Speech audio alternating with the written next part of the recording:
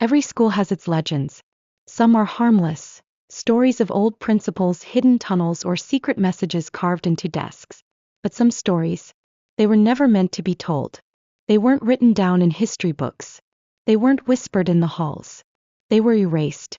Tonight, we uncover 6 unrecorded nightmares of the old schoolyard.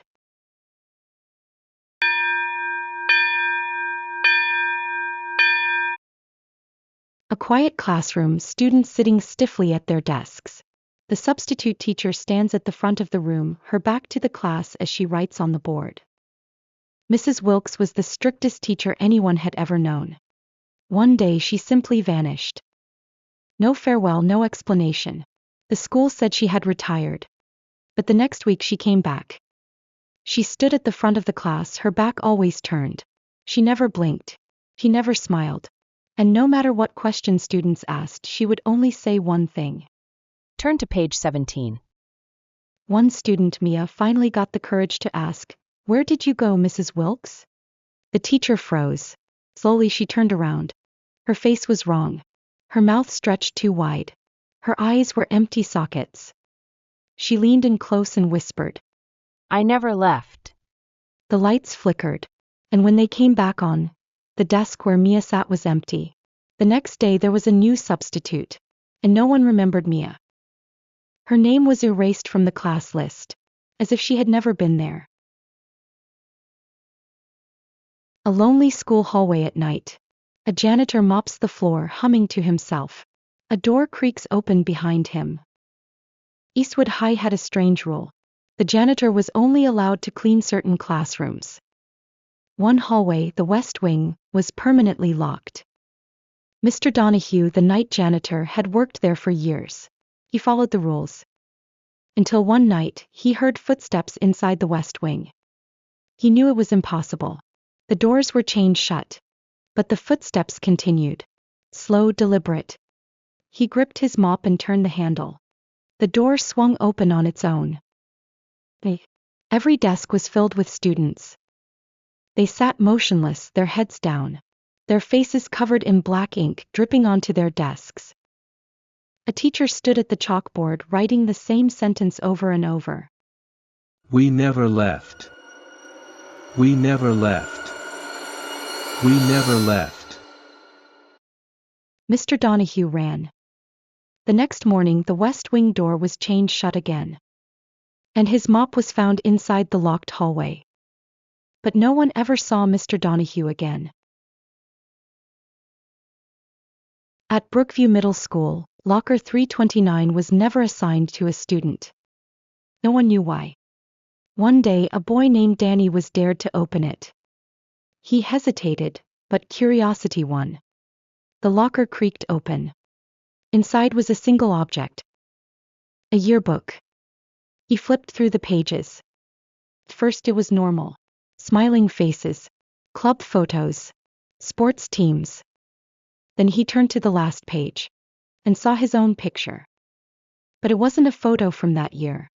It was from 30 years ago, and underneath, written in faded ink, "We'll see you soon, Danny." The next day Danny was gone.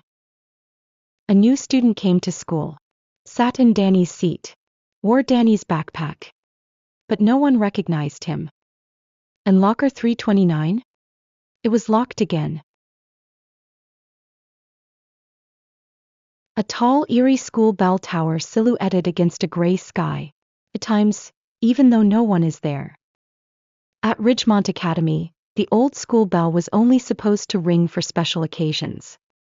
But one night at exactly 2:17 a.m. it rang. The security cameras caught everything. There was no wind, no people. Yet the bell swung violently. The next morning a girl named Emily was missing. The students searched her locker. Inside they found a single sheet of paper.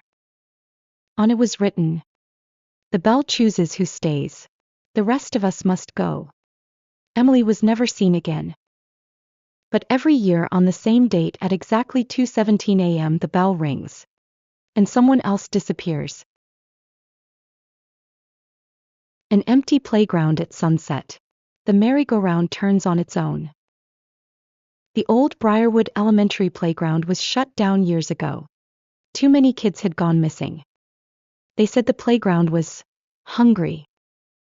One night, a group of teens snuck in laughing at the old stories. But then, one boy, Jason, sat on the merry-go-round. It started spinning. Faster. Faster. Jason screamed, trying to jump off, but he couldn't move. The others tried to grab him. Their hands passed right through him. Jason's face twisted in horror as he screamed, "Help me." Then, in the blink of an eye, he was gone. The merry-go-round slowed to a stop. The teens ran. The next morning, the playground was gone. As if it had never existed. But if you walk by the empty field, you can still hear the merry-go-round creaking. Scene opens with a slow pan across an empty hallway at Greenvale High. The fluorescent lights buzz and flicker. Greenvale High had always felt like a second home to Eva. She loved its old brick walls, the squeak of the floors, and even the dusty smell of ancient textbooks. But sometimes an old building hides secrets. Secrets that wait for someone like Eva to discover them. Eva sitting in an empty classroom, the last rays of sunlight slanting through the windows. It was 5 p.m., nearly an hour after the final bell. Eva stayed behind to work on a history project due the next day. The rest of the school had emptied out, leaving her alone with the quiet hum of the overhead lights. Eva. Almost done. Just need to print this out. She packs up her notes and heads into the hallway. The corridor stretches before her, eerily quiet. The clock on the wall reads 5:15 p.m. On any other day she would have gone straight to the library to print her project. But that evening a strange feeling tugged at her, a sense that something was off. A soft, distant sound echoed from the far end of the hall. Eva pauses, listens. A faint ringing, like a bell, drifts through the silence. Eva. That can't be the school bell. It's way past the last period. Eva follows the sound toward the school's oldest wing, an area rumored to be closed off. A sign on the door reads, "Under renovation." She pushes it open, dust swirling in the stale air. The corridor in the old wing was darker. The lights overhead flickered, casting long shadows. The bells ringing grew louder, each chime heavy with a sense of dread. She spots a door with a single window pane, room 104. A glow seeps through the glass, pulsing in time with the bell's echo. He whispering. Is someone in there? She places her hand on the doorknob. It's cold to the touch. She pushes the door open. Inside she found a classroom from another era. Wooden desks, chalkboard lined with faded writing, and a teacher's desk covered in a thin layer of dust. But that wasn't the strangest part. Wide shot of the classroom. The desks are occupied by silent, unmoving silhouettes. Their heads are bowed and they appear transparent as if they're made of fog. He trembling. Hello? No response. The bell tolls again, louder, as if coming from within the room itself. Eva's eyes were drawn to the front of the class. Standing by the chalkboard was a figure in a tattered, old-fashioned teacher's outfit. Its face was obscured by shadows, but Eva sensed it staring directly at her. Teacher figure, raspy whisper. "You're late, Miss Eva." Eva gasped, stepping backward.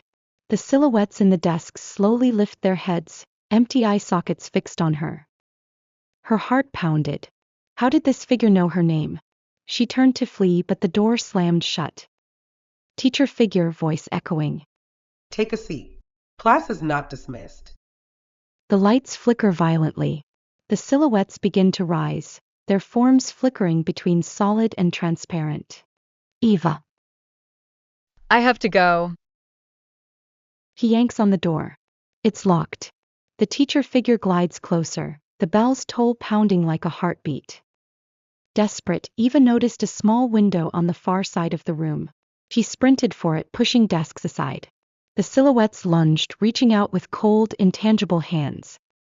Eva leaps through the window, glass shattering around her. She lands hard in the dusty hallway. The bell's toll abruptly stops. Breathing heavily. What was that? She stands up, cuts on her arms from the broken glass. The hallway is dark and silent. The door to room 104 is sealed shut behind her. No sign of light or sound inside. Taken, Eva ran. She didn't stop until she reached the main entrance, the old wing's door slamming behind her. Eva exiting the school. Night has fallen.